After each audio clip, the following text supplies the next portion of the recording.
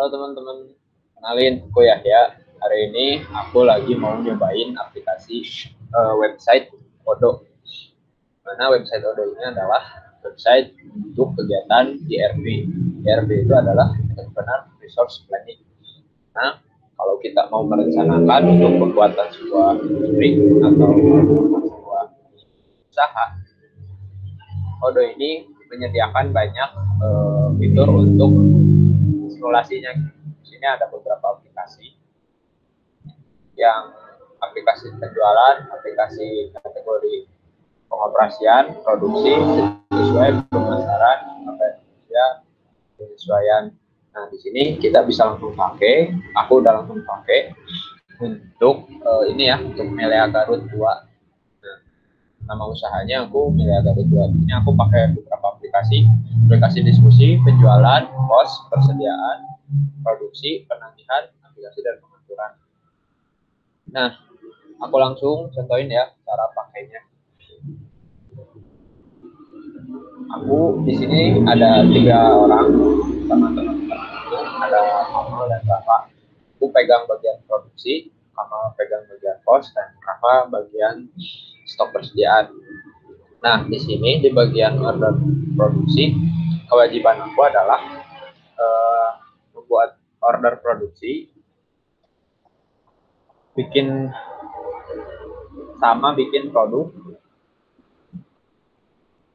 Nah, di sini udah ada beberapa produk yang udah aku bikin. Ada kopi Dilan, Melea Cengkeh, Melea Original, spaghetti bule.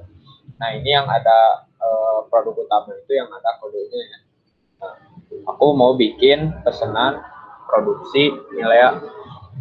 Aku mau pesen misalnya 5 botol. Nah, kuantitasnya 5 botol, tanggal terbitnya. Nah, ini adalah komponen atau bahan-bahan yang dibutuhkan untuk bikin 5 botol. Melea kemasannya 5 botol, perlemannya 0,05, gulanya 1,25 gram, airnya 1,05 gram. Konfirmasi. Nanti si order produksi ini akan dikirim ke bagian stok. Nah, ini udah terintegrasi ya sama yang lainnya. Di sini juga udah kelihatan kalau misalnya dari stok barangnya masih ada, ini akan tersedia. Nah, ini untuk order pemesanan. Nanti si order ini akan dikonfirmasi atau diproses sama bagian stok. Aku tinggal validasi aja di sini nanti jadi 5. Nah, periksa ketersediaan, sedia. Jadi ada tahapan prosesnya dari awal draft.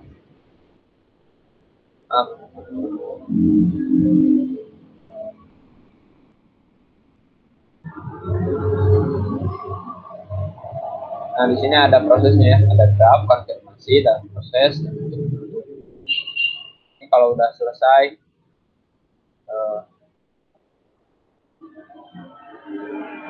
nah ini udah masuk ke sini. Nanti ini statusnya tinggal untuk menutup.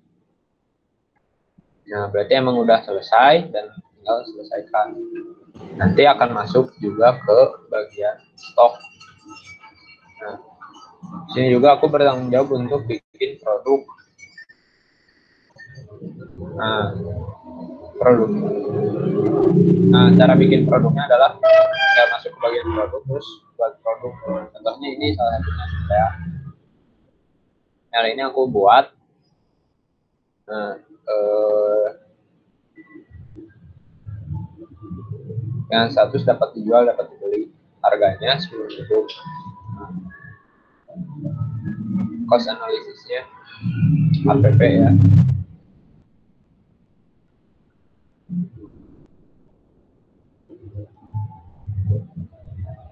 Nah, jadi untuk 1 botol Melea itu dibutuhkan hampir 314 ya. Ini HPP-nya. Oke. Nah, mungkin itu aja yang aku jelasin dari bagian produksi. Lanjut ke teman aku yang selanjutnya, silahkan. Di sini saya akan menjelaskan tentang stok persediaan, di mana stok persediaan bertugas untuk mencatat. Di sini ada penerimaan.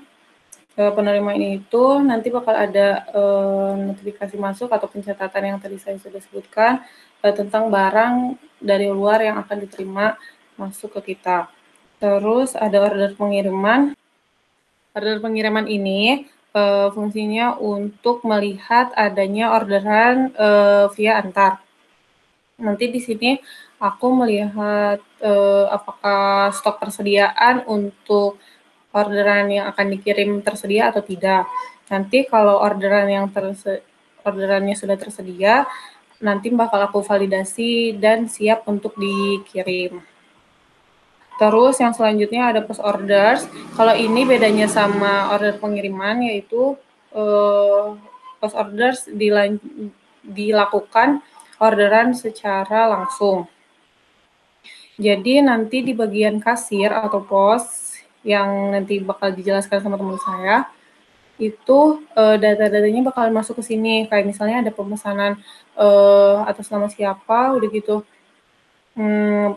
pemesanannya apa aja. Di sini sama fungsinya kayak yang order pengiriman, saya mengecek stok persediaan bahan baku dari menu-menu tersebut, apakah tersedia atau tidak. Nah, untuk contohnya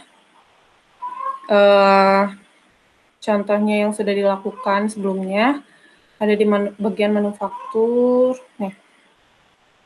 Contohnya dari pemesanan spaghetti brulee sebanyak 4 pieces. Di sini bisa divalidasi atau dikonfirmasi, kemudian bisa dikatakan selesai karena dalam bahan baku dari pembuatan spaghetti brulee ini tersedia semua. Nah, contoh untuk yang tidak tersedia, coba aku buat ya. Kita buat order produksi yang baru. Misalnya pemesanan kopi Dilan sebanyak 3 pieces, kemudian kita simpan dan konfirmasi. Kenapa harus dikonfirmasi? Agar berubah statusnya dari draft jadi konfirmasi. Untuk lihat juga apakah komponennya ada atau enggak. Nih, di sini kelihatan bahwa barang atau komponen yang enggak ada dari kopi Dilan itu adalah air. Nah, kita belum bisa katakan ini sebagai selesai karena komponen dari kopi Dilan ini ada yang nggak ada nih, jadi kita harus back order. Nah, back order sendiri itu dilakukan di tim produksi yang tadi udah dijelaskan sama Yahya, tapi kita contohin di sini ya. Back order atau update quantity tadi untuk barang yang nggak ada adalah air. Biasanya di sini kelihatan kayak misalnya kalau barangnya emang nggak ada bakal tertulis minus dan bakal ada perkiraan bahan yang dibutuhkan untuk update quantity tadi. Kayak misalnya ini kuantitas yang di tangan ada sebanyak 67. Kita bisa ubah, bisa ditambah atau dikurang. Seperti itu. Nanti otomatis dari situ persediaan dari bahan baku tadi yang kopi Dilan ini bakal otomatis tersedia seperti itu. Dan nanti kita langsung bisa tandai sebagai selesai. Agar memberitahu orang-orang atau misalnya bagian pos atau bagian lainnya untuk bisa langsung dikirim atau siap diproduksi. Kemudian dari stok persediaan juga kita bisa melihat warehouse analysis, kayak misalnya penggunaan per hari. Begitu ada laporan stok persediaan yang terlihat secara keseluruhan, kayak tadi misalnya kan karena tadi udah ada orderan dari yang sebelumnya, Jadi kita bisa lihat dari satu menu. Kalau ini bisa dilihat dari secara keseluruhan. Kayak misalnya apa aja nih yang nggak ada, nanti bakal tertulis angka minus di sininya. Kayak misal mana ya, sebelumnya kita pernah ada yang minus di bagian gula. Ya, pokoknya nanti bakal terlihat di situ. Terus di sini juga bakal kelihatan stok persediaan per hari. Nanti tulis misalnya mau lihat yang tanggal 26, yang kosongnya kapan, untuk bisa juga pas waktu back order kita melihat kita perlu back order sebanyak berapa. Nah, begitu juga di sini ada forecasting untuk melihat ke depannya kita harus back order sebanyak, kualitasnya sebanyak apa, dan ada penurunan stok persediaan, udah gitu ada pergerakan produk juga. Seperti itu kurang lebih di stok persediaan. Yang selanjutnya akan dijelaskan oleh teman saya. Oke, bismillahirrahmanirrahim.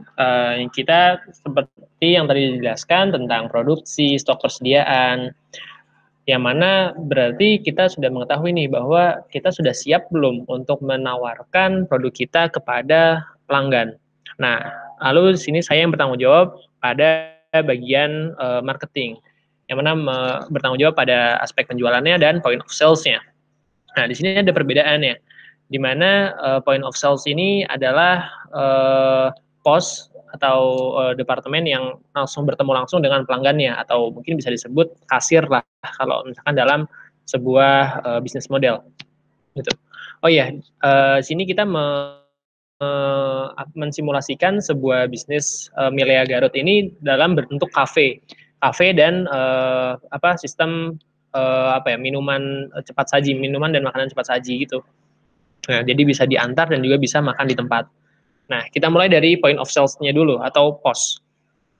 Nah, ini isinya, lalu kita bisa langsung bagian shop, lanjutkan. Kita masuk dalam sistem kasirnya. Nah, seperti tadi yang sudah dijelaskan oleh rekan saya, oleh Yahya di bagian produksi, apabila sudah ditambahkan produk-produknya, nah akan ditampilkan pada tampilan tampilan kasirnya seperti ini. Apabila misalkan ada yang ingin memesan misalnya milih cengkeh, misalnya pesan milih cengkeh 2, kopi Dilannya 1, milih original 1, dan spaghetti brulee-nya 4 misalkan. Itu langsung kita masukin pembayaran. Lalu kita bisa masukin kan dengan nominal 270.000, dia bayar cash. 270.000. Nah, ini udah otomatis untuk menghitung kembaliannya, uang kembaliannya. Dan juga biasanya kalau di kafe-kafe atau di restoran-restoran ada ditanya, atas nama siapa untuk diangkat entarnya.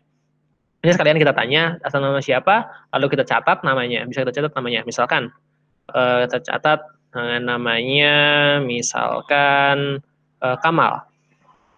Nama saya. Gitu. Kita catat nomor teleponnya atau emailnya barangkali atau ininya, lalu kita simpan. Nah, pencatatan customer ini juga berfungsi untuk meningkatkan customer relationship, sehingga kita bisa dekat dengan customer dan juga bisa menawarkan promo-promo atau memberitahu ada menu baru dan lain sebagainya. Gitu. Lalu kita validasi, lalu muncul notanya atau fakturnya, kita bisa cetak resi langsung keluar, kita cetak, bisa atau kita kirim lewat emailnya, gitu. Sebagaimana layaknya kasir lah di sini, atau bisa langsung masuk ke pelanggan berikutnya, gitu. Oke, itu untuk point of sales atau pada kasirnya. Lalu ada lagi bagian penjualan. Nah, bagian penjualan ini yang menangani bagian pembelian via online atau via yang dari rumah aja gitu. Nah, misalkan ada sebuah pesanan baru, misalkan untuk pelanggan, misalkan namanya siapa ya tadi ya, Kamal deh. Kamal.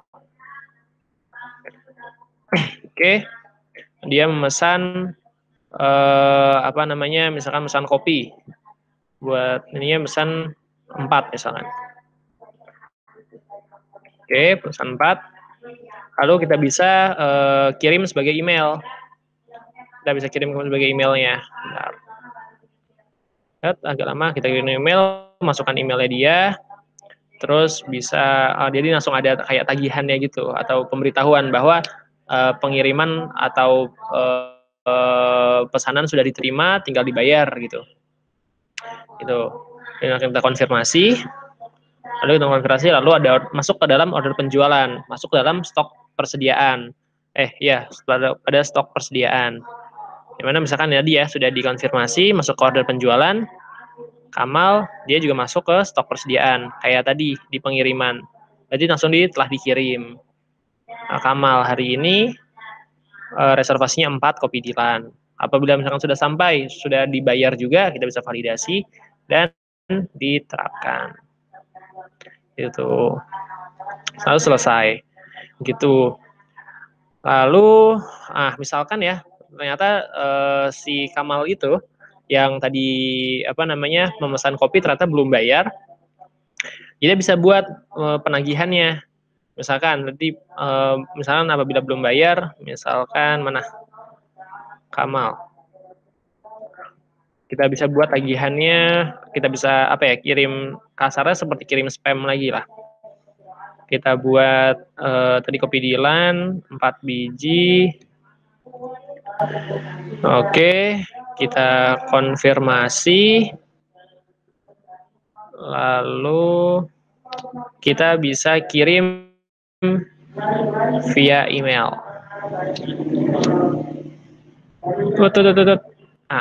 Kita kirim via email. Kita masukin ke emailnya dia. Jadi kita tagih lagi lah kasarnya. Kita tagih lagi. Ini bisa diedit juga isinya ya. Kita tagih gitu. Apabila udah bayar, kita buat pembayaran, create a payment. Oke, lalu lunas. Gitu. Nanti untuk pembeliannya gitu. Nah, begitu simulasi dari bisnis kita, yaitu